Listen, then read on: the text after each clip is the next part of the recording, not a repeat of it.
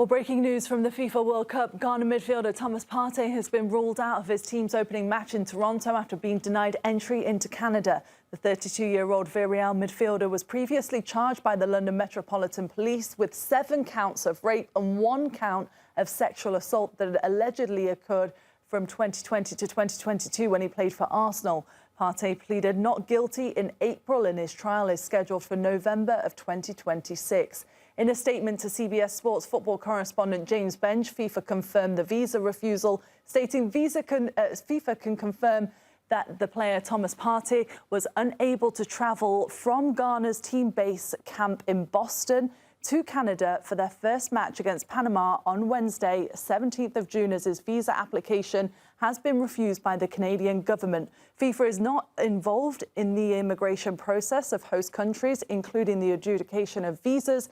And as with previous FIFA events, the host government ultimately determines who receives a visa and who is admitted into the country. Ghana is set to kick off against Panama this Wednesday, while Partey will miss the opener in Toronto. He's expected to be available for Ghana's next 2 group stage matches, which will be held in the US. So I suppose, Troy, obviously we know everything that's going on kind of in the background with Thomas Partey and the English government and the process that's expected to play out in November of this year. But on the footballing side of things, what does this mean for Ghana? Is he a big miss, considering that he hasn't had ultimately that much playing time due to all these reasons? As a talent, yes. If you think back 1 year when he was at Arsenal, I think back to the games he played in the Champions League against PSG, he was one of their better players. But ultimately, you know, things off the field have impacted it. He's only played 25 games in La Liga this season. So you would have to say he's not in a rhythm that he is the player that he once was. Obviously, he's 32 now. Again, as you get older, it gets harder, doesn't it, Grell, to like just be as fresh as you used to be. But I also think if you're the Ghanaian national team as well, it's an unnecessary noise that you have around you at the moment. You should all be positive. We're in the World Cup. We're playing Panama. We feel we can beat them. We've got a decent squad. And for me, I think it raises the question of, surely somebody within the organisation must have been having these conversations.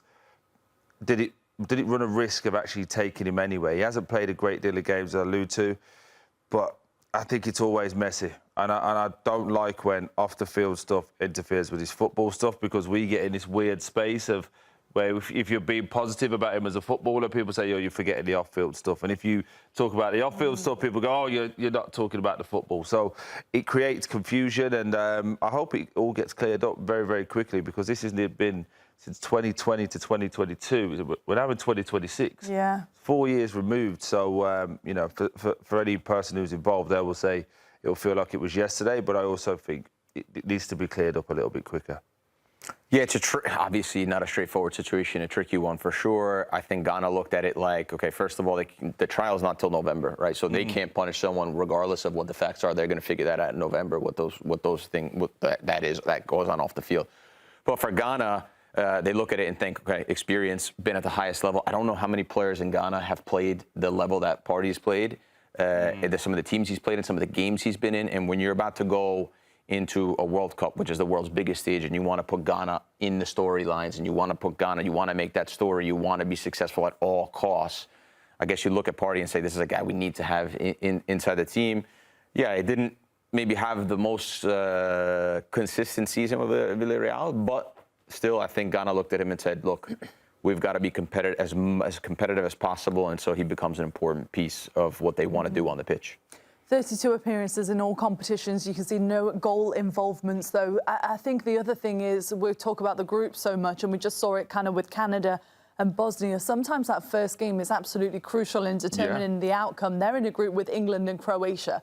So on paper, you would say England and Croatia will finish first and second, meaning that this game could be one where both teams feel like they have to win it to have a chance. Yeah, and also Panama are no slouches as well. I know to most football fans, they wouldn't really consider Panama as like this powerhouse, but again, very, very aggressive, very proud. We said it with Bosnia, right? Bosnians are very proud of who they are and what they stand for. I think Panama are very much the same. Wide players with loads of pace, loads of trickery. So I do just think it's a difficult game, but also you want to start the World Cup with a level of, impetus of here's our team. We've got it. We've got to win, and we know our starting 11. If, for example, they win the game 2-3-0, but Partey can play the next 2 games, who comes out? Why do you take somebody out? It creates just, like I say, it creates confusion.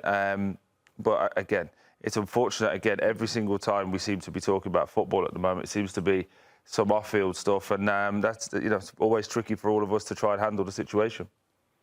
You agree, Graham? I do agree. I think, it's a difficult one. And Ghana obviously haven't been on the world stage enough for the talents that they have, so they want to put their front foot first. Forward. God, did you think you gave me whatever you had before? You sneezed on forward. me. So, helping you. Yeah, I think it's difficult. Again, we come in here to talk about the football. Yeah. We keep everything else out of it. So the fact that we actually have to mention it is it's a detriment to Ghana. So, but we'll see. We'll see how they do. Difficult group for them for sure.